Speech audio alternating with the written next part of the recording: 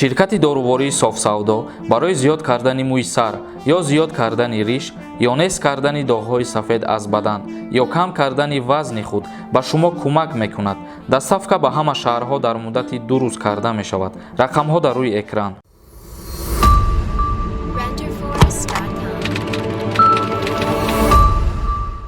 ассалому алайкум ба ҳама тамошобинони барномаҳои канали юристиҷаи Сорбон Сафаров. Видеои имрӯзаи мо оиди саволҳое ки дар комментария ба мо пешкаш кардагӣ буданд. ҳозир ба саволҳои шумо ҷавоб мегардонем ва дар комментарияҳо як савол бештар ба чашм мераса оиди рейсҳо.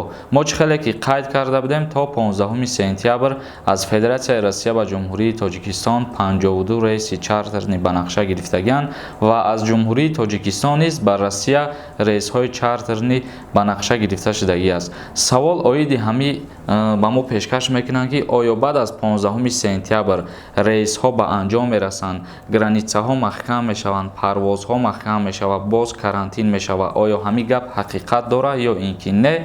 Бародарони азиз, ҳоло чӣ хеле ки ба ҳамаи мо шумо маълум аст, рейсҳои чартерни вақте ки мемонанд тӯли 10 рӯз ё ки 15 рӯз мемонанд. Аз ин зиёд яъне як моҳа ё ду моҳа рейс намемонанд. Ба ҳамин хотир ин гап оли ягон асос надорад ки парвозҳо манъ мешаванд ё ки границаҳо аз нав баста мешаванд ё ки боз карантин мешавад. Ин гап асос надорад. Баъд аз 15 бо ягон фармон ё ки қарори дигар аз ҷониби Россия ё аз ҷониби Тоҷикистон пешниҳод мегардад барои шаҳрвандо. Баъд дар ҳамҷа аниқ мешавад ки оё карантин мешавад ё ки оё рейсҳо доимӣ мешаванд. Ҳамаш баъди 15 сентябр аниқ мешаванд. Ба ҳамин хотир ҳар чизе ки ҳаст ҳозир гап байни мардумай ва гапҳои мардумиянд ё ки баъзан нафаро мегӯянд то 15 рейсай ва баъд то моҳи декабр январа границаҳо боз маҳкам мешаванд, рейсҳо манъ мешаванд. ира танҳо худованд медонад. Баъд аз 15 бо аниқ мешавад. Ба шумо иншааллоҳ пешкаш мекунем, хабардор мекунем. пеш аз комментарияҳоро шурӯъ кардан, тамошобинони азиз, ҳаматона ба 29-солагии истиқлолияти Ҷумҳурии Тоҷикистон табрик мегӯм ва бигзор худованд кунад ки ҳамин хел давлати мо ҳамеша тинҷу ором бошад, зеро тинҷӣ ва ободӣ, тинҷӣ, оромии хонадони ҳар яки мову шумо. Шурӯъ мекунем хондани комментарияҳоро. Мастер нависай: салом алайкум брат, ман через квота РВП дорам, рафта метавонам ва аз куҷо билет гирам Россия равам? РВП через ЗАГС агар медоштӣ дар ин ҳолат метавонисти рафта, вале ин чизи гуфтагии худат мутаассифона рафта намешавад. бародари азиз Назаров нависай: акай Сорбон, мешавад чартерни рейс қати Москва брай? Меган 13 000 сомони қати мебарам, мега ҳамо ростай? 13 000 сомон шака ба фикрам ки 80 ё 100 000 рубл мешавад агар хато накунам, лекин ин қадар нарх нестай. Зиёд агар расход кунен дар Россия рафтан мумкин 4,5 ё 5 000 сомон расход мешавад, чунки нархи муқаррар гардида аз ҷониби ширкати Somon Air ва Tojik Air 400 еврора дар бар мегирад. Азамат нависай: ассалому алайкум акай Сорбон, агар раҳо ҳуй шаванд, зимистонда ки меояд, зимистонда кор намешавад, билет харидагӣ боша возврат мешавад? билет возврат намекунанд ҳозир. айни ҳол агар ай Россия дар назар дошта бошӣ, анамун билете ки шумо харидорӣ кардагиен аз чӣ ширкате ки набоша ва дар рейсҳои чартерни ба ҳамун билетон агар шумо роҳёбӣ накунену шуморо иҷозат натиҳанд ва баъдан ки рейсҳо доимӣ шудан ба ҳамун билети пештаратон метавонед ки сафар кунед, чӣ аз ин тараф боша ё ки чӣ аз Россия ба Тоҷикистон. Матин Холов нависад: салом алайкум бародари азиз, дар бораи истифодаи замин камтар мефаҳмонди, ҳамин дар Ҷумҳурии Тоҷикистон пулакия ё ки бепул? ҳамира ба мо бифаҳмон. мутобиқи моддаи 32 кодекси замин омадагие ки истифода бурдани замин дар Ҷумҳурии Тоҷикистон пулакия бо таври андоз, яъне ки ҳар сол барои замин андоз супорида мешавад аз ҷониби истифодабарандагон.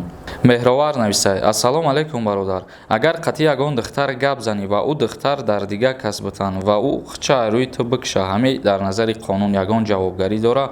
Оё ҷиноят ҳисоб мехӯрад ё ки не? ҳамира ба мо мефаҳмондӣ. дар кодекси ҷиноятии Ҷумҳурии Тоҷикистон моддаи 109 омадагие ки ба худкушӣ расонидани ягон шахсият, яъне дар моддаи 109 омадагӣ, лекин ин тавре ки худат ба мо фаҳмондӣ, ин ягон ҳамун ҷиноят ҳисоб намехӯрад. Дар ин моддаи 109 инро овардагианд ки мисол ту барои шаъни шарафи як каса паст задан ё як кас дигарро таҳдид мекунӣ ва ӯ аз ҳамин лиҳоз аз ҳисоби ки ту шаъни шарафи ӯро паст задӣ ё ки ӯро таҳдид кардӣ барои ягон кор тарсондиву ва ӯ аз тарсаша ё ки барои беобрӯ нашиданаш даст ба худкушӣ мезана, дар ин ҳолат албатта ки делаи ҷиноятӣ нисбати ҳамон шахсият кушода мешавад. Як бор дига мегӯем ки дар моддаи 109 кодекси ҷиноятии ҷумҳурии Тоҷикистон дар бораи ба худкушӣ расонидани шахсият омадагӣ. Меликова нависад: салом акаи Зорумон, шумо гуфта будед ки то 15 сентябр бе регистратсия мумкин гаштанд. Бо чанд бор шидаем мегӯянд касе регистратсия надошта бошад депорт мекунанд. Илтимос ҷавоб диҳем. Пешакӣ раҳмати калон. Шумо мумкин ки хато фаҳмидем, барое ки ман дар ягон видеом нагуфтам ки касе регистратсия надошта боша вай депортатсия мешавад. Чунки бо қарори ҳамун Федератсияи Россия худаш то 15 сентябр муҳоҷиро, яъне мигрантҳо аз регистратсия кардан озод карда шудагӣ буданд. Ва ман ин ҳолата дар назар дорам ки баъзан нафарҳо савол метиҳанд ки бо рейсҳои чартерни агар Тоҷикистон барад депортатсия мешавад ё ин ки не. Дар ин ҳолат агар пеш аз ҳамин беморӣ омадан, пеш аз карантин шудан шумо бе регистратсия ва бе патент гаштугузор кардагӣ бошед ва дар ҳолате ки шумо бо рейсҳои чартерни ба Тоҷикистон меоед, дар ин ҳолат албатта ки депортатсия мешавед. Ва агар ки баъди ҳамин карантино шумо дар ҳамин қарори буромадагӣ дар рафти ҳамин қарори буромадагиро дар назар доштагӣ бошед, депорт намешавед. Абдураҳимов нависад: салом акаи Зорумон, ман шумода 5-6 бор нависам, ҳеҷ ҷавоб наметиҳед. Ҷавоб тен ака Туркия душанбе чартерни рейс наздикиҳода мешавад? Ҷавоб тен. Бо гуфтушунидҳои байни ду давлат, яъне ҷумҳурии Тоҷикистон ва Туркия бояд ки рейсҳои доимӣ кушода шаванд.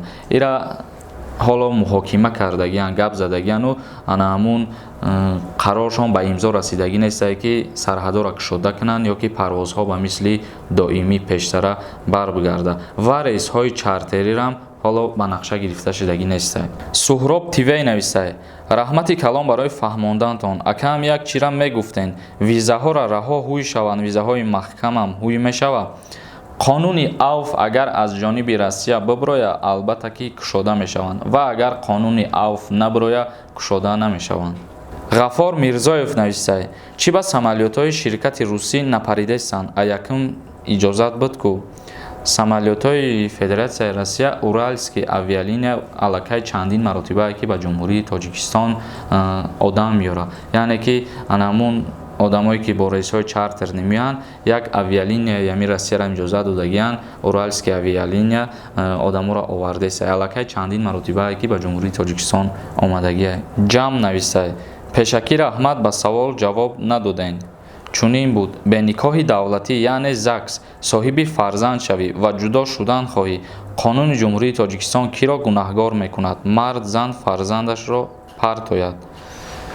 Мард зан фарзандашро партояд. Акти даиҷа ба фикрам ҳар ду тарафа агар қайд кардаиста бошӣ, ё ки модаршам партоя, ё ки тирам партоӣ, дар ин ҳолат мутобиқи қонуни ҷумҳурии Тоҷикистон кодекси оила бояд аз тарафи ҳам модар ва ҳам падар ба фарзанд алимент ситонида шавад.